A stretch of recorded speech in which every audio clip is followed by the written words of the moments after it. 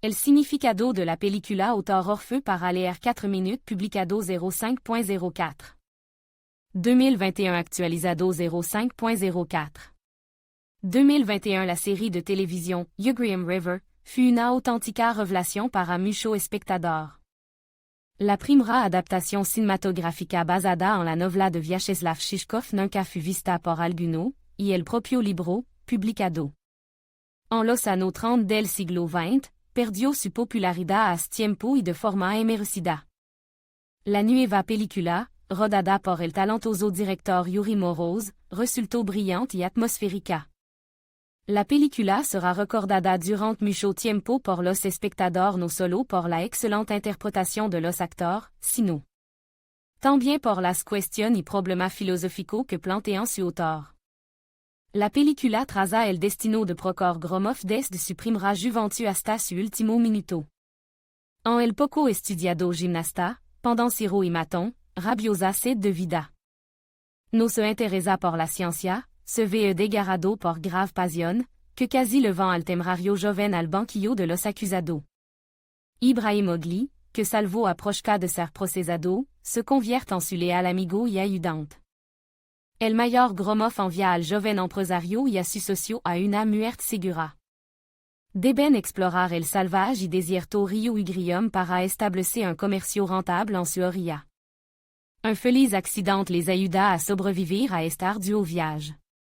Al mismo tiempo, el joven Gromov no pierde el ánimo, las dificultades no hacen sino endurcer su carácter. Ahora sabe exactamente cómo vivir, porque esforzarse. Tomó una firme decisión, transformar Siberia, desarrollar su riqueza intacta.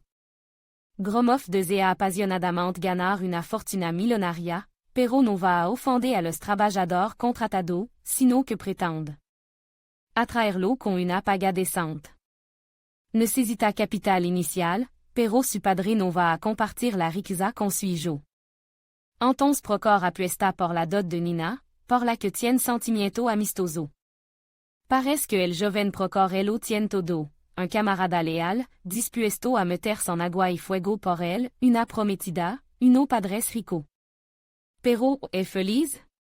Es imposible decirlo, siempre le falta algo, especialmente deprimante Prokhor pelea familiar. El mayor de los Gromov, encaprichado de la bella Anfisa, está a punto de divorciarse de su esposa, la bondadosa y temerosa de Dios Maria Kirilovna.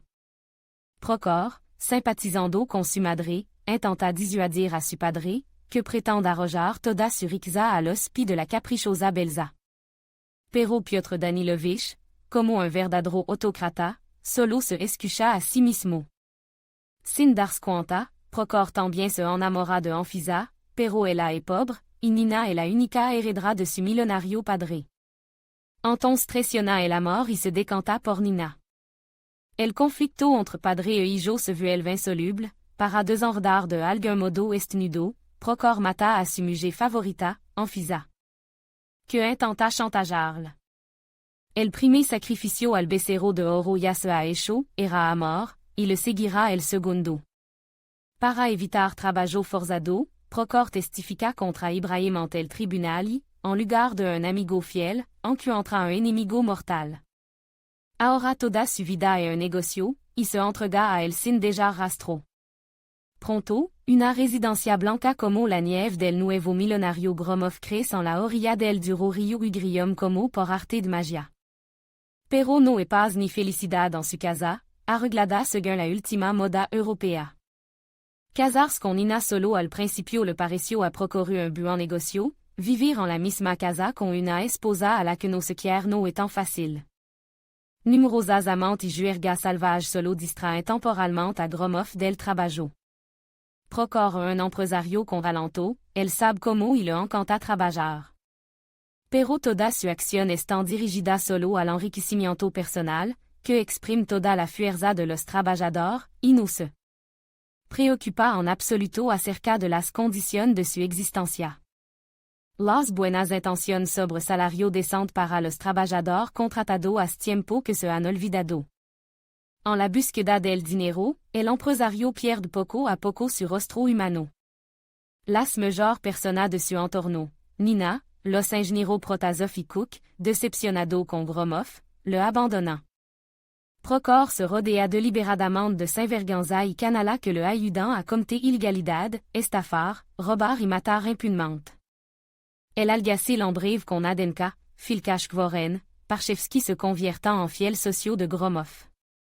De vez en cuando el propio Procor se convierte en víctima de los estafadores, en su desenfrenó no se acuerda de sí mismo, le robant y le atraquant.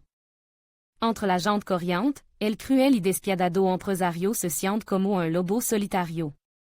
El alcohol y la cocaïna se conviertant en una válvula de escape de su vida deshonesta y equivocada, carente de armonia y amor. Al final de la película, Gromov pierde su imperio, y luego su vida. Abandona este mundo como un depredador despiadado, con furiosa maldición de todas las cosas. En el ejemplo d'un héros tan brillante y extraordinario, vemos claramente como un hino sonador se convierte en un tiburon del capitalismo, en el amo de la vida. La codicia, el afán de fabuloso beneficio nunca han levado a nadie al bien. El creador se convierte en destructor. Al principio parece que Procor se limita a pagar las sangrientas atrocidades de su abuelo. Pero al final de la película el mismo no tiene nada que envidiar en crueldad al viejo asesino Danila. Solo podemos lamentar que las bella habilidad natural de este hombre no encontrarán un uso adecuado, y su vida acabará tan rápida y mediocrement. Admin.